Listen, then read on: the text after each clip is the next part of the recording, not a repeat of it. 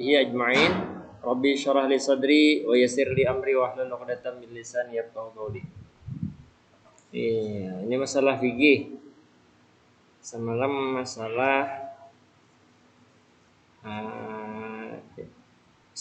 masalah yang hal-hal yang dilarang ketika lagi junub lah.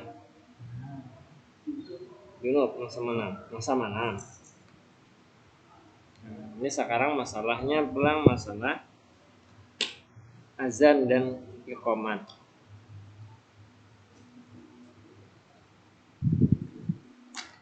Azan dan iqamah ini hukumnya apa? Azan hukumnya sunnah. Tapi yang perlu diperhatikan itu ada syarat-syarat sahnya. Nah, yang azan nih, muazzin. Azan itu panggilan salat. Nah, orang yang melakukan azan disebut dengan muazzin. Misalnya. Tapi suara di laptopnya kada bagus kira pakai mic.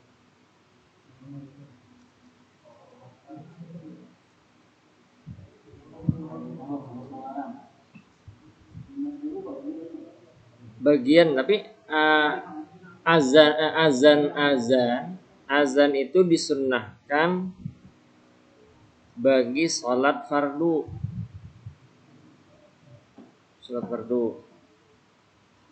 Nah, selain daripada sholat fardu itu ngarannya iqamah.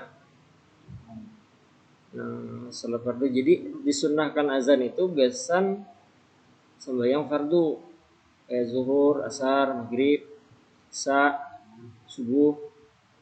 Nah, kalau sembahyang sunnah tarawih itu kada disunnahkan lagi azan, hanya disunnahkan iqamah. Iqamahnya pun beda dengan iqamah azan yang fardu. Nah, kalau sembahyang fardu itu disunnahkan azan dan iqamah. Hah? Yang mayat kada? Pak, misalnya yang sorangan Pak, pakai iqamah apa?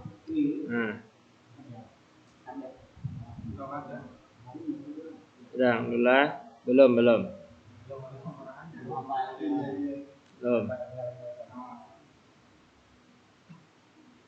Jadi kalau sembahyang sunnah sembahyang yang azan ini sembahyang yang kayak di musalla atau di langgar atau di masjid dengan tujuan untuk mengiau orang sembahyang. Nah, itu sunnahnya. Nah, kalau sembahyang sendirian di rumah nih ya. Ini kada nupang lah, kada tahu pang bapak nih hukumnya apa. Azannya tuh. Tapi yang di sini yang tertulis di kitab sini ini adalah sembahyang sunnahnya azan itu bagi sembahyang fardu yang akan dilaksanakan secara berjamaah. Baik di langgar, di musalla, di masjid.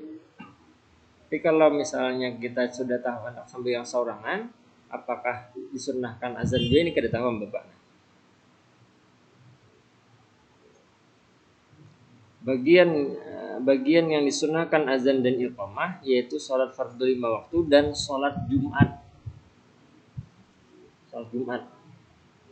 Tapi syaratnya berjamaah. Sedangkan bagian yang disunnahkan iqamah saja tanpa azan yaitu ketika melakukan sholat jama' atau mengqadha beberapa sholat secara terus menerus. Maka hanya melakukan azan untuk salat pertama saja, sedangkan iqamah dilakukan setiap akan melakukan salat yang dijamak dan yang diqadha. Salat yang dijamak ini maksudnya salat yang digabung. Misalnya pian tulak ke Banjar, pian tulak keluar kampung sejarak 85 km. Itu kalau dijamak salatnya. Zuhur dikumpulkan ke asar. Nah, itu nang sunnah azan adalah nang pamulaan aja. Pamulaan. Sunnah azan. Nah, itu hendak melaksanakan sholat yang keduanya kada sunnah azan lagi tapi sunnah iqamah. Paham lah, kayak asar, kayak zuhur lan asar lah digabung. Satu waktu sebelum berzuhur, pian azan dulu. Komat sholat zuhur. Tuntang sholat zuhur, hendak sembahyang asar pulang, komat aja. Itu kalau digabung, ini perjalanan. Nah, tapi kalau melihat sekilas bagian yang di sini, kalau nang kita perjalanan ini berarti kita sholat sorangan kan? Sholat sorangan kalau di perjalanan. Tapi kalau yang di sini tetap disunahkan, tetap disunahkan azan untuk yang sholat pertama. Kalau sholat yang kedua, iqamah aja. Cuma kini belum tahu pengalaman kayak kasus pertanyaan pian tadi, kalau nang sholat sendiri itu apa disunahkan azan. Tapi kalau iqamah itu pasti sunnah. Tapi yang menjadi masalah tuh azannya. Ini yang kita kada tahu aja lagi.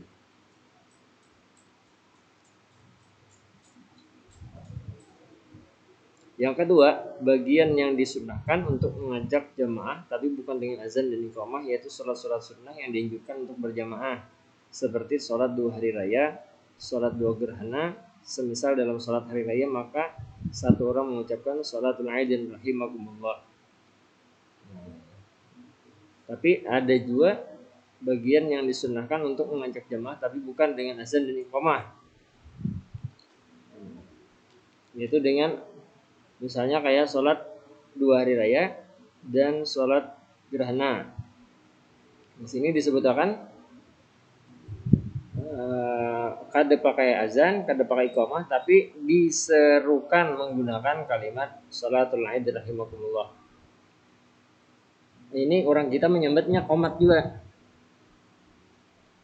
As-salata jami'ah, as-salata jami'ah, as-salati tarawih rahimakumullah. Nah, orang kita di kita menyebut qomat juga, qomat tarawih namanya. Tapi kalau di kitab sini ini hanya sekedar anajar panggilan untuk melaksanakan sholat sunnah berjamaah. Sholat sunnah yang dianjurkan berjamaah seperti sholat 2 hari raya, sholat tarawih, dianjurkan untuk berjamaah. Tapi kalau sholat sunnah yang kada dianjurkan berjamaah, kada usah beriqamah nang macam tadi, kada usah beriqamah nang asal kayak sholat tarawih. Ada sama nyeru kayak itu. Kada usah. Contohnya kayak Pak salat duha. Kada perlu kita menyeru as-salatud duha rahimakumullah. Salat duha, karena salat duha itu kada dianjurkan berjamaah. Kada disunnahkan berjamaah. Atau sembahyang qabliyah ba'diyah. Itu kada perlu azan, kada perlu iqamat. Oleh hendak qabliyah zuhur azan, tunggu qabliyah zuhur, hendak berzuhur azan pulang, kada kau. Ada. Hukum azan dan iqamah itu sunnah muakkadah. Ya.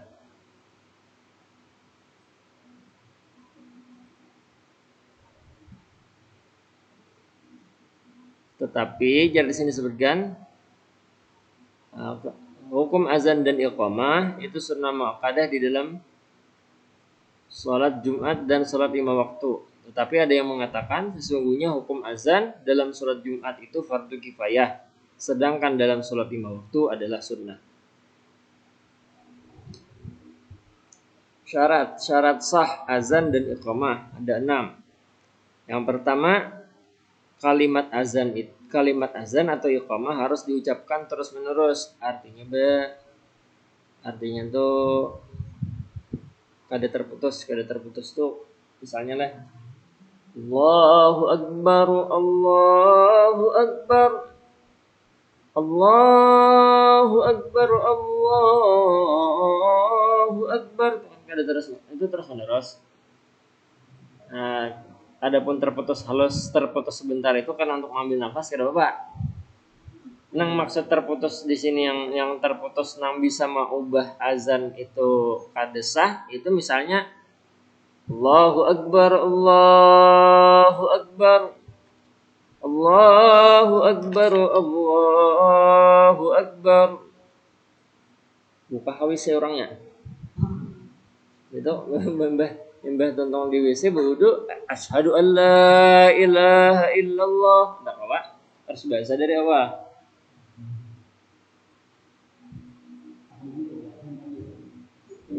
Sudah hendak azan parut hendak bihire misalnya dipaksanya azan berdulu lalu pas di tengah azan hayya 'alas shalah jangan tahan lagi mana hane tak kau lagi enggak.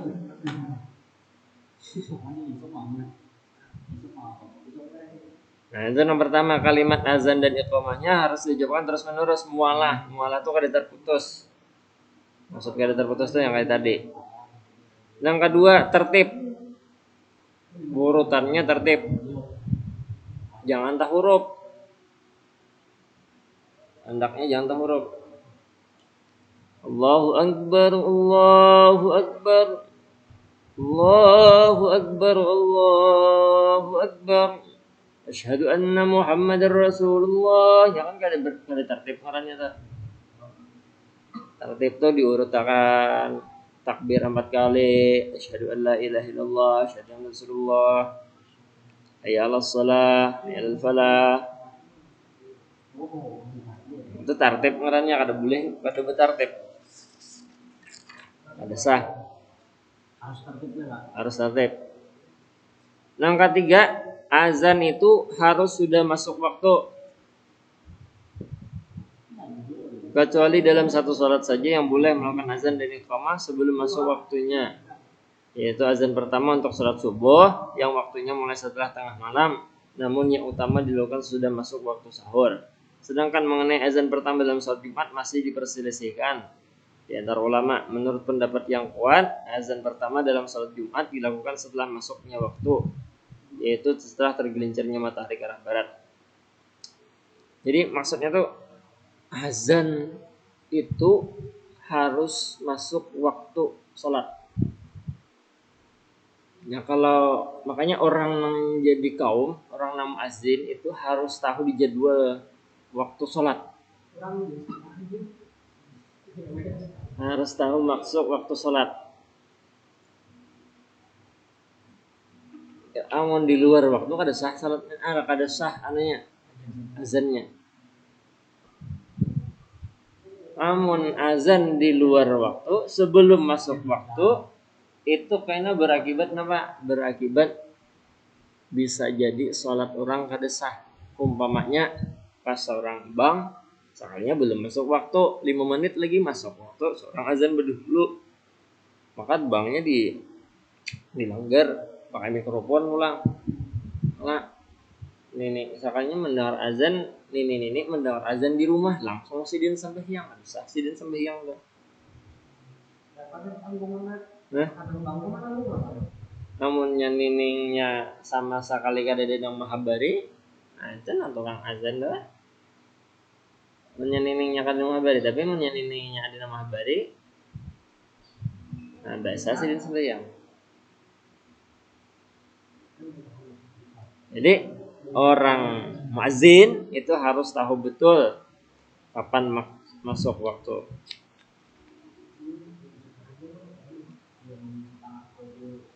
Tapi kalau zaman Nabi nang kayak sholat subuh itu azan 2 kali. Zaman Nabi nih, khusus sholat subuh dah. Zaman Nabi itu sholat subuhnya azan subuhnya 2 kali. Nah azan subuh nang pertama itu sebelum masuk waktu subuh. Azannya 2 kali zaman Nabi itu di Madinah. Azan pertama itu sebelum masuk waktu subuh. Tujuannya supaya orang bangunan. Azan pertama setengah jam sebelum subuh.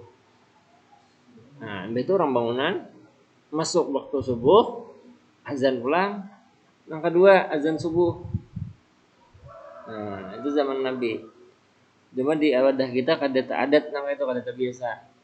Sembahyang subuhnya, salat subuhnya azannya sakali aja kalau di kita. Kalau di zaman Nabi subuh itu 2 kali azannya. Cuman yang disunnahkan itu yang masuk waktu itu.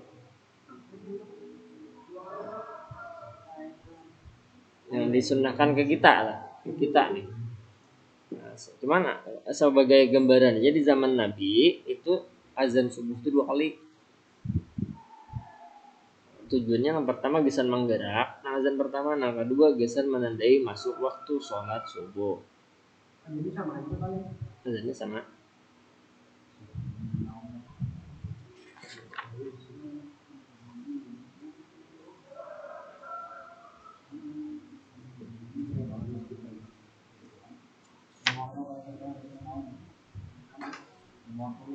Nah, syarat muazin pulang.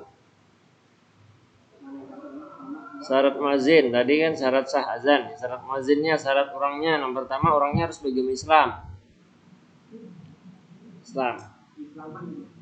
Yang kedua tamyiz. Apa ya tamyiznya? Hah? Tamyiz nih orang nang mulai bisa mengerti, orang nang mulai bisa jakadian itu mulai bisa bakal sudah akan nang halus tapi bina bakal sudah tamyiz. Jadi akan itu sah ajanya asal bina bakal sudah bina bisa kan. Bina bakal pengarannya apa jadi kita tuh mesti nang sudah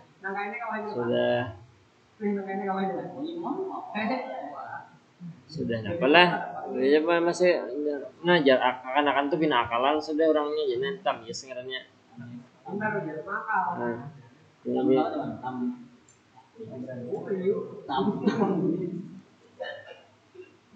Nah, orang nang kada tamyiz itu contohnya kayak orang gila. Orang gila tuh nya kada orang gila, Bang. Orang gila. Orang mabuk. Orang mabuk kada sah azan? Kada sah. Tadi siapa yang bertakon tadi orang mabuk? Salat ya. Apa salatnya? Nah, itu orang mabuk ada sahnya salat. Orang mabuk lah. Orang mabuknya kada sah salat. Jadi Bang kayak apa supaya sah salat? Tunggunya sampai ampe mabuk. Cuman inya kewajiban tetap mengqada bila ada keluputan salat wajib selamanya mabuk. Tetap mengqada, tetap membayari.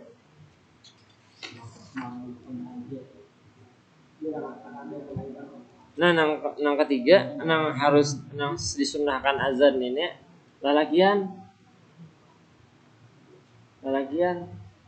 Kalau bebiniannya kada sah azan. Kan? Oh, tapi kalau qomat boleh binian, lagian binian cuma qomatnya bebinian itu dibolehkan bila jamaahnya bebinian juga.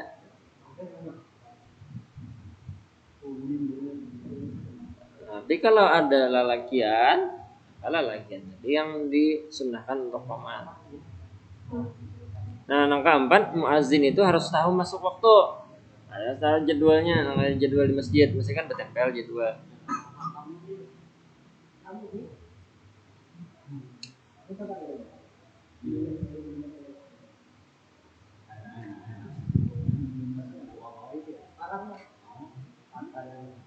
Nah, yang berikutnya kesunahan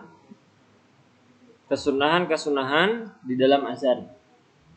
Yang pertama, azan itu sunnah dilakukan dengan tartil. Tartil itu maksudnya ya kalau kada belagu belum tentu kada tartil aja sebujurnya sih. Cuman yang penting jelas hurufnya dan sesuai tajwid. Jadi bila orang dalam mengaji azan bila sesuai kaidah tajwid, makharijul hurufnya pas, panjang pendeknya pas, itu pasti nyaman didengar, ada irama nang keluar. Pasti sudah. Makanya orang nang rancak membaca Al-Qur'an, orang nang ahli Al-Qur'an itu mendengar aja orang membaca bisa tahu. Mesti tahu nang mana bacaan nang salah, Mana nang bujur? Karena iramanya kada pas. Nah, itu ketahuan dah orang nang ahlul Quran nang saben hari budak membaca Al-Quran itu tahu bila mendengar bacaan orang nang salah membaca.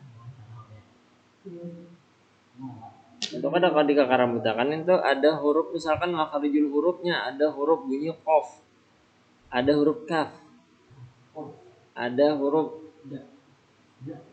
da, ada huruf bo, ghairil maghdubi alaihim waladdallin. Bo nya bila bo itu nang bila mulun muntong nih tapi rot membacanya jujur tuh bo. Bila kada pirut untung menyebut bo tuh kada pas bolin. Bila rata da, lagi bila pirut bo. Pirut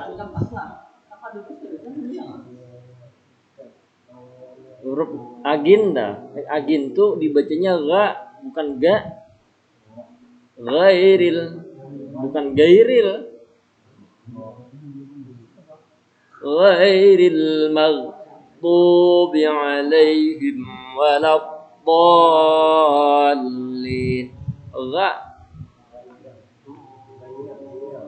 Di mohon maaf aja Pak, di kita baru di kampung imam gairil magdu di alai. Apa masih nang anu tuh? Allah banyak salah Allahu ak di mana datang ak itu? Allahu akbar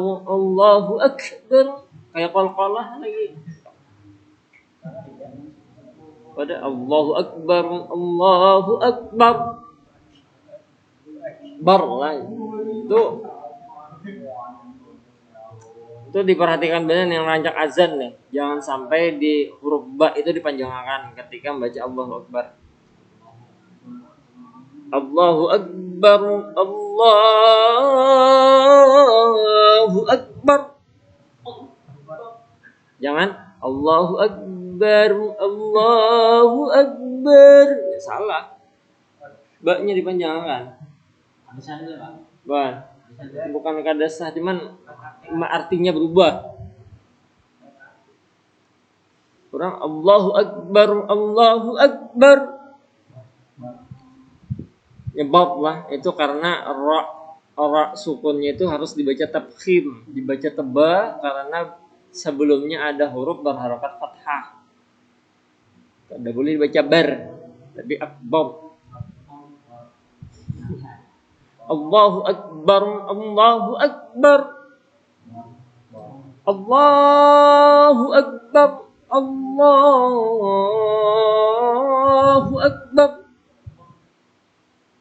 Minta bawa lagu pasti muazin ya, entah salah ber.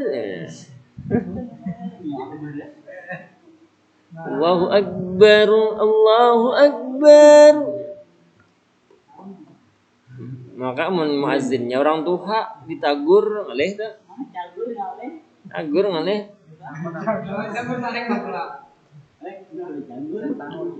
Sataho nih zaman managurnya anom cek sataho, amun managurnya nanti wah isuk sampai sih dia jadi muazzin.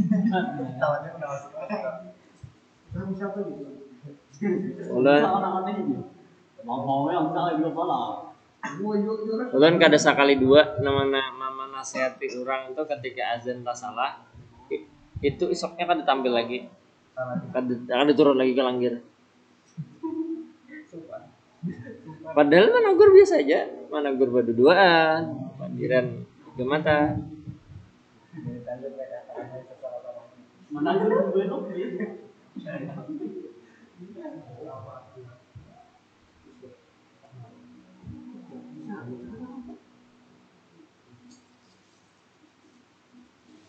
Nah, membaca sukun atau fathah pada ra-nya lafaz takbir yang pertama dan membaca sukun pada ra-nya takbir yang kedua. Boleh gini.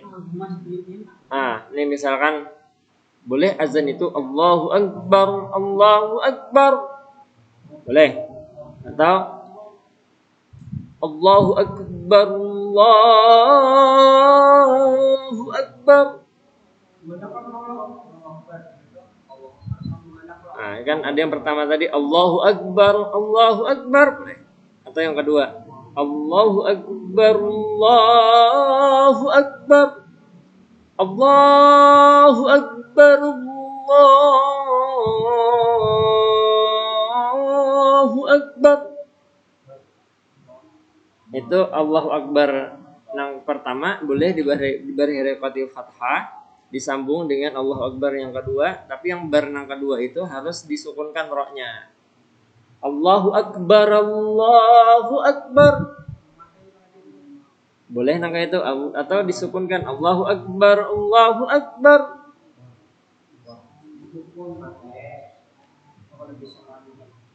Bisanya katanya kita kan bang nambah sukun keduanya bang lah.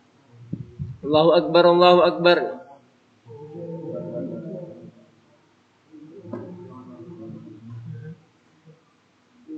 Yang keempat, sunnah azan itu adalah tasbih. Tasbih itu bacaan as-salatu khairum minan naum. Itu yang tapi azan subuh aja khusus.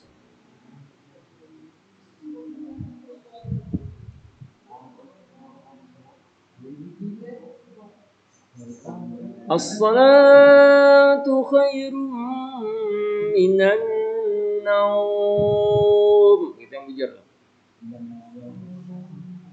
Nah, as-salatu khairum minan naum.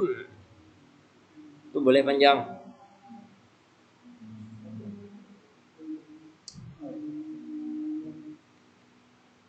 Salat itu lebih baik daripada guring.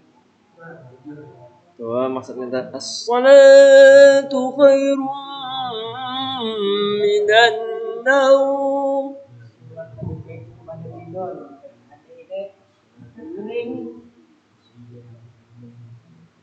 Nah, itu dua kali membacanya as-salatu khairum minan naum 2 kali setelah hayya 'alal falah, dilakukan setelah azan, dilakukan pas azan subuh. Nah, yang keempat, yang kelima, sunnah azan itu melakukan tarji. Tarji ini bagi khusus muazin. Tarji ini misalnya kayak ini. Allahu Akbar, Allahu Akbar. Allahu Akbar, Allahu Akbar. Nah, ngaran tarji itu kayak ini. Membaca asyhadu an la ilaha illallah. Membaca asyhadu an la ilaha illallah. Asyhadu an la ilaha illallah ya. Dengan suara pelan. Asyhadu an la ilaha illallah. Asyhadu an la ilaha illallah. Asyhadu Rasulullah. Dua kali boleh. Itu hanya asyhadu an la ilaha illallah.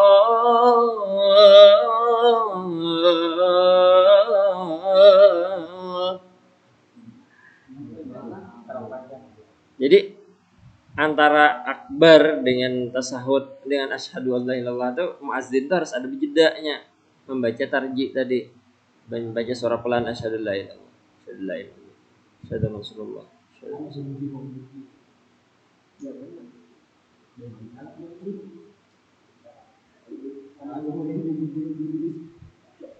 Nah, itu tarji ngarannya.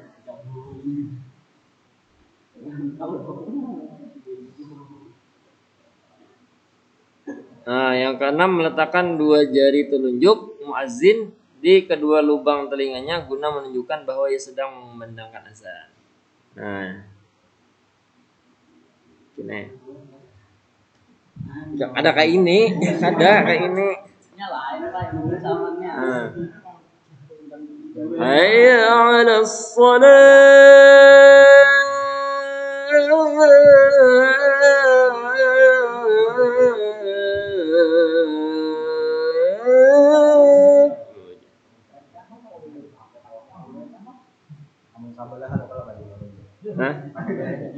Ya sunnahnya kayak ini. Sunnah. Kada kayak ini pun kada apa-apa ya. Selebrasi ya. Oh, dalam malam. Nomor ini kita mana? Yang ketujuh, menoleh saat membaca hayya 'alas shalah, menoleh ke kanan dan menoleh ke kiri ketika membaca hayya 'alas shalah. Hayya 'alas shalah. Yang bergerak tuh ini aja. Awaknya lusa. Jangan kan ini juga kada. Hayya 'alas salah.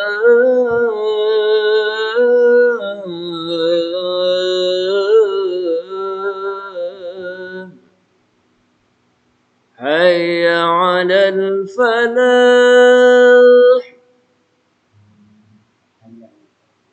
Yang bergerak tuh ini aja nah. Jangan lompat. Ini hilang pulang sunnah. Sunnah ininya soalnya ininya harus dadanya harus ke arah kiblat. Nah.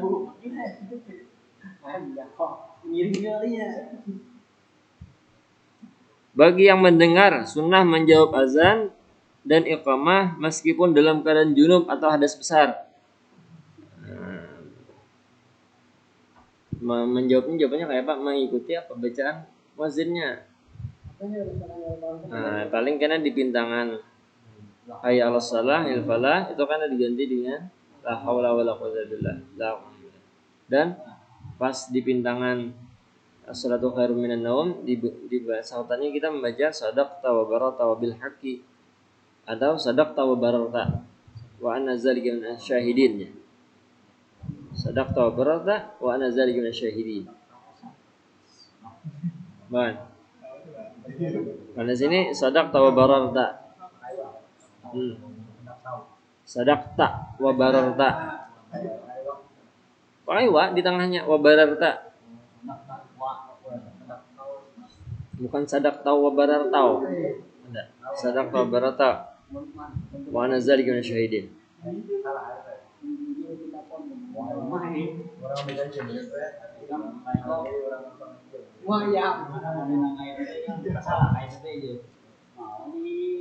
Nah, sampai di sini ada pertanyaan?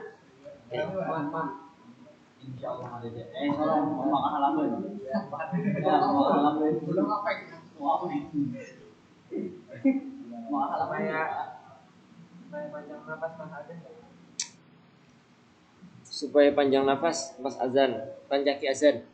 Panjang seorang enggak? Azan itu nafas. Kalau untuk nafas panjang itu yang pertama bisa latihan renang. Yang pertama bisa latihan renang, yang kedua rancaki latihan vokal. Jadi kalau azan itu kalau hendak panjang rancaki ya azannya panjang ya. Nafas. Sama kayak orang tilawah mengaji dah, ngambil lagu tuh nafasnya panjang itu karena rancak latihan aja, rancak latihan membaca tilawah dan membaca mengaji itu rancak latihannya panjang suara. Tapi kalau olahraganya yang bagus tuh renang. Panjang nafas.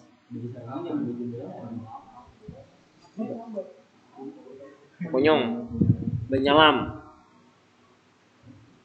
Tapi yang benyalam ini memang kada sarang bisa berkunyong juga. Nah, jadi benyalam udah menek lagi.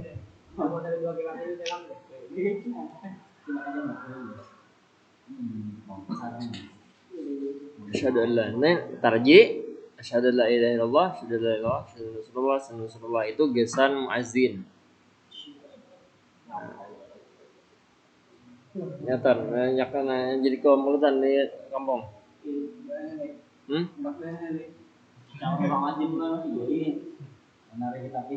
Nya, bano, mohon maaf aja pelong di mukai di wadah bapak tuh bano, ya, ngaran orang biasa aja jadi mempelajari ilmu azannya pun muazin kami itu kadang kada atau kada mendalaminya.